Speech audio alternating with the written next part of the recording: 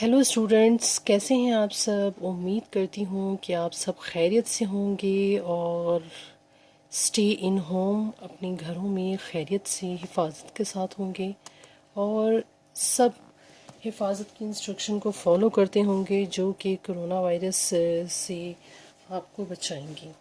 तो काफ़ी टाइम बाद मैंने अपनी वीडियो अपलोड कर रही हूँ। आज मैंने सोचा कि आज मैं रिकॉर्डिंग कर लूँ अबाउट आज 19 रमज़ान चल रहा है और मैंने सोचा कि चलो मैं वीडियो बना देती हूँ। और बीच में मेरा सेलफ़ोन भी कुछ ख़राब था और लॉकडाउन की वजह से मैं उसे रिपेयर नहीं करवा सकी थी, तो इसीलिए मुझे काफ़ी टाइम भी लग गया था और मैं लाइव आने की काफ़ी कोशिश कर रही थी बट वो हो नहीं रहा था पॉसिबल। तो मैंने सोचा चलो फिर मैं रिकॉर्ड ही कर लेती हूँ।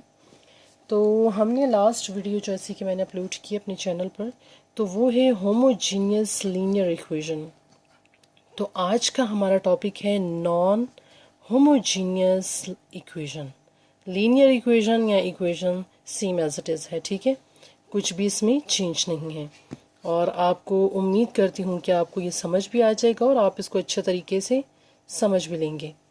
तो अब मैं डेफिनेशन मैंने पहले ही लिख ली थी क्योंकि लिखने में काफ़ी टाइम लगता है, तो फिर वो काफ़ी लंबी वीडियो बन जाती है और ज़्यादातर लंबी वीडियो अवॉइड ही की जाती है क्योंकि व्यूअर्स नहीं देखते।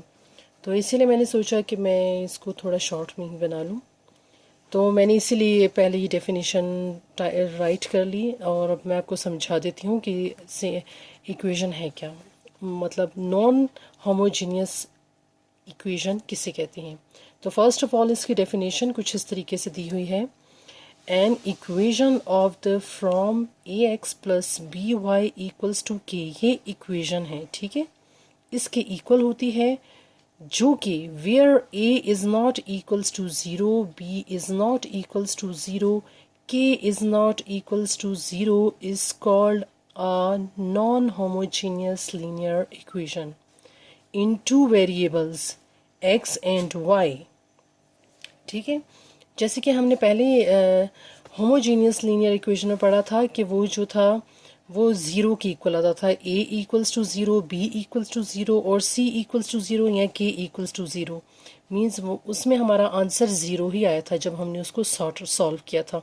तो इसमें वो कह रहा है नॉन होमोजीनियस लीनियर इक्वेशन में कि हमारी जो भी इक्वेशन होगी उसमें वेरिएबल्स की जो वैल्यू होगी वो ज़ीरो आएगी। जैसे a equals to is not equals to zero, zero नहीं आएगी, ठीक है।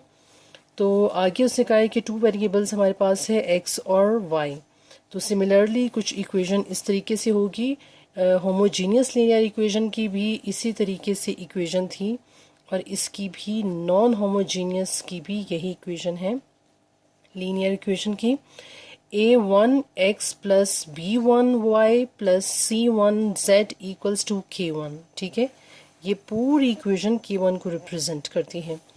और a2x plus b2y plus c2z equals to k2। फिर a3x plus b3y plus c3z equals to k, ठीक है, is called a system of non-homogeneous linear equation in three variables. Three variables x, y, and z. Alright then, there's a three variables x, y, and z. And at least of k1, k2, k3 is not 0. k1, k2, k3 is not equals to 0. For example, 2x plus 3y plus 5z equals to 2. X minus 2y minus 3z equals to 5 minus 3x plus 5y plus z equals to 0. And x plus 5y equals to 3 minus 3x plus 6y equals to 0. The other hand is are the variable, the equation are the example of non-homogeneous linear equation in 3 and 2 variable. 3 variables is x, y and z. 2 variables is x and y, ठीक है। कुछ इस तरीके से वो कह रहा है कि हमारे पास जो K1 K2 K3 होगा ये एटलीस्ट ज़ीरो के इक्वल नहीं होगा, ठीक है। जबकि हमारे पास अगर टू वेरिएबल इक्वेशन होगी जैसे कि x एंड y, तो उसमें भी non homogeneous linear equation same example होगा 2 में भी और 3 में भी, ठीक है। कुछ इस तरीके से ये डेफिनेशन थी। होपफुली कि आपको इक्वेशन और ये डेफिनेशन समझ आई होगी, क्योंकि जब हमने होमोजीनियस लीनियर इक्वेशन किया था तो उसमें हमने जो है हमारे पास जो इक्वेशन फर्स्ट वाली भी थी तो वो इक्वल्स टू ज़ीरो थी, सेकंड वाली भी हमारे पास ज़ीरो थी और थर्ड वाली भी हमारे पास ज़ीरो आई थी। तो इसमें जो इक्वेशन वेरिएबल्स इक्वेशन है 3 वेरिएबल्स और 2 वेरिएबल्स, उसमें इक्वेशन हमारे पास ज़ीरो के इक्वल नहीं आएगी। ये है ये नॉन होमोजीनियस लीनियर इक्वेशन है, इसलिए ये ज़ीरो नहीं आएगी। और जो लास्ट पार्ट में मैंने आपको करवाया था वो कुछ इस तरीके से थी। ये थी होमोजीनियस लीनियर इक्वेशन जिसमें कि इक्वल्स टू ज़ीरो ही आ रहा था, और वो इक्वल्स टू ज़ीरो नहीं आएगा, ये इक्वल्स टू ज़ीरो आ रहा था। और इसमें उसने कहा है कि equal is not equals to zero, ठीक है। तो इसलिए इन दोनों के अकॉर्डिंग इन दोनों को जो चीज़ डिफ्रेंशिएट करती है वो यही करती है कि जो होमोजीनियस लीनियर इक्वेशन है वो इक्वल्स टू ज़ीरो होगी, और जो नॉन होमोजीनियस लीनियर इक्वेशन है वो इक्वल नहीं होगी ज़ीरो के, ठीक है। और आप इस डेफिनेशन को काइंडली अच्छे तरीके से समझ के पढ़ के देखिएगा, क्योंकि इससे रिलेटेड मैट्रिसेस की क्वेश्चंस आते हैं और आगे इससे रिलेटेड एग्जाम्पल मैं आपको करवाऊंगी इंशाल्लाह अपनी नेक्स्ट वीडियो में। तो आप उसको भी ध्यान से वॉच कीजिएगा।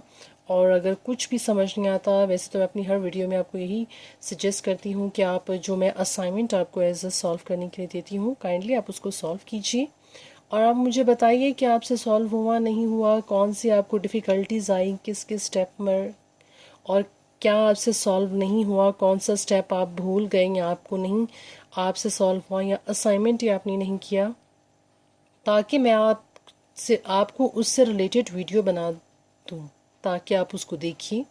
और जैसे कि आपको पता है कि लॉकडाउन चल रहा है और अब तो खैर लॉकडाउन खोल दिया गया है कुछ टाइम के लिए, तो पॉसिबिलिटी नहीं है कि स्कूल्स ओपन हो। तो अगर इन केस ऑफ एग्ज़ाम्स हो भी जाते हैं तो आप अपनी तैयारी घर में बैठ के कीजिए, और आपको यही मैं सजेस्ट करूँगी कि आप घर में बैठ के ही इस अपनी एग्ज़ाम्स की प्रिपरेशन कीजिए, ताकि आप घर में ही अच्छी तैयारी कर सकें और आपको बाहर ना जाना पड़े। वैसे भी कोई एकेडमीज़ कुछ भी नहीं इंस्टीट्यूट खुला हुआ कि कहीं पर भी आप जाके कोई स्टडी रिलेटेड कर सकें कुछ भी। तो इसीलिए अगर आपको नहीं कुछ समझ आता तो आप मुझे कमेंट सेक्शन में काइंडली क्वेश्चन बता दीजिए, I will solve for you. और आपकी हेल्प भी उससे हो जाएगी और आप उसे कर भी लेंगे इजीली। वैसे मुझसे काफ़ी मेरे जो सब्सक्राइबर्स हैं उन्होंने कहा है कि काइंडली आप अपनी वीडियो इंग्लिश में अपलोड कीजिए।